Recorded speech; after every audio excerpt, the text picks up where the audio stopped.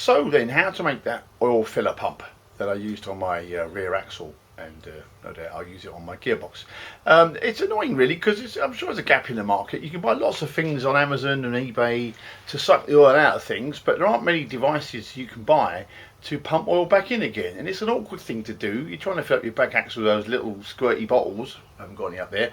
And it's a really awkward, nasty thing to do. What you really want is a pump to pump oil back into your gearbox, into your back axle with. But no one seems to make anything that's of a reasonable price. So what I did was I made my own. So in this video I'm going to show you just how I did that. So then, to begin with, we need a garden sprayer, one of these 5 litre weed killer pump things with the nozzle. I use this in my garden. Sadly no more, so I commandeered it. But don't tell the missus if you're going to take their one. So ingredients, other things we're going to need. I bought a valve, this little 15mm lever arm valve, a ball valve, just to turn the thing on and off. Oops, turn the thing on and off. There you go. And this is a tank connector. Sorry for my bad camera work as usual.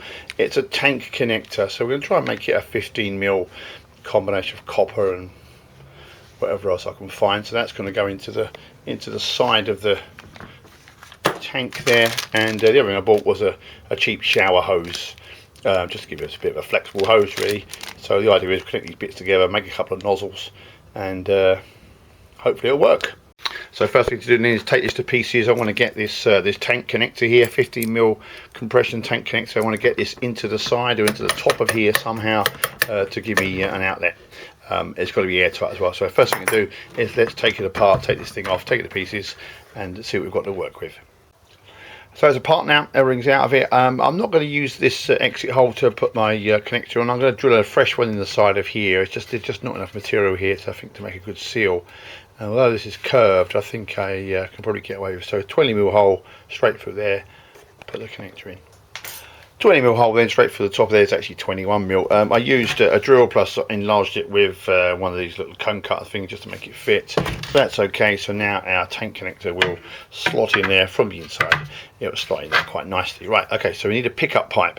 We need a pickup pipe to go underneath this to go inside, so that the oil pushes up inside the pipe when you pressurize the container. The problem I've got with this one is it's got a hex sort of socket in there. What I'd really love to do is drill that out, but I don't have a 15mm drill or a ream to drill that out with, so I'm going to find a bit of pipe that'll fit in there. Okay, then after raiding my plumbing bin, I've come up with one of these. Where is it? Come here, you bugger. It's a tap connector, so you know, braided steel tap connector. What I've done, I've chopped the end off, put a little bit of tape around it so it's from fraying, and what we're going to do is we're going to push it into the back of, do one hand this, we're going to push it into the back of the connector here. Is actually a good interference fit, and we'll put a blob of glue around it to make sure it doesn't lose any air, and then we'll screw the tank connector onto the outside of the pressurized container there. There you go, and a blob of goo around the outside of my pipe there to make it sealed. Hopefully, some of you might recognise that as the same stuff I glue panels on with. It's the old U-Pole Tiger Weld, good stuff actually. It goes off solid, so hopefully that'll work. There we are then. So I've put my tank connector in there. You'll see the pipe on the inside. Hopefully there it is there. I need to clean it out a little bit. I've blocked off the original exit with I've just cut the pipe off flush and stuck a self-tapping screw in there. And I think what we'll do in true Blue Peter fashion, we'll leave that to dry overnight, because that's the glue go off. Make sure we've got a good tight seal there, and we'll come back tomorrow and finish it off. What I like about this sort of video is that I actually sound like I know what I'm doing, but believe it or not, or maybe you do believe it, I'm actually making this up as I go along. So it's just in my head at the moment. So what? I don't know. Yeah. That's dried overnight. My sealant there has gone off. I've blocked off this original hole with a self-tapping screw down the middle there, which seems to have blocked it off nicely. Attached my hose, and on the end we put the valve, and I made up a bit of copper pipe to act as a nozzle. There you go. So there, that should do it. Actually, that's not too difficult, not massively expensive. As I say, you can either build your own or try and buy one if you can. I've not seen one on the internet anywhere, so let's fill up with oil and give this one a try. Filling up my back axle was largely successful, but there was a couple of hiccups with this, and mainly what was happening was as I was pumping it to pressurize the container here, I could hear air somehow getting into it and sort of making a bubbling sound. So it took a little bit longer to put the oil in, and I put it down to the pipe inside.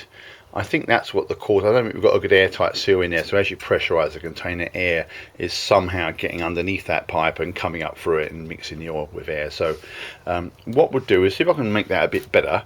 I've gone out and bought another tank connector. This one came from Selco, and I noticed it's got a straight through hole in it rather than this sort of hex shape that this one's got. So what we're going to do is we'll take it apart and we'll try and get a better seal on the intake pipe, the pipe on the inside of the tank against the back of this, and then we'll see how that one goes. So give it a try.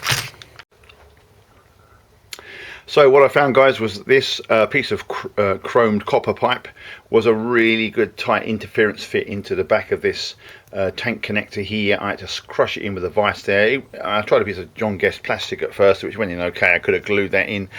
Tried a bit of copper, which feels fairly tight, but I could pull it out again. But this I've actually compressed in the jaws of the soft jaws of the vice over there to crush that in there. So that's pretty good. Quite happy with that. Actually, I don't think I need to do much more with that. I've taken another tap connector pipe which I had already, and what we're going to do is I'm going to plonk that on top of there and tighten it up, and we'll reassemble it. It's long enough to go inside.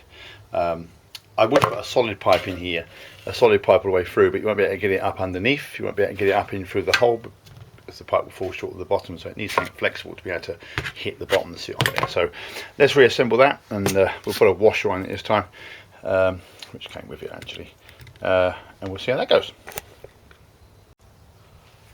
So next day again, I've put my shower hose back on again. We've filled it up with some gear oil. That's going to go in my gearbox next. So what I'm going to do is put it back on tight then. What I'm going to do now is live demonstration. We'll pump it up, put too much pressure in it, I don't go mad. A little bit of pressure in it. I can feel a bit of resistance there. So 10 or so pumps. Open up the old nozzle. Put it burp a bit. There's a burp. Does it work? Yeah, look at that, look. That's better. It's not so bubbly as it was there. So there you go. That works okay. Whoops, did you see? Excellent. So there we are. Problem solved.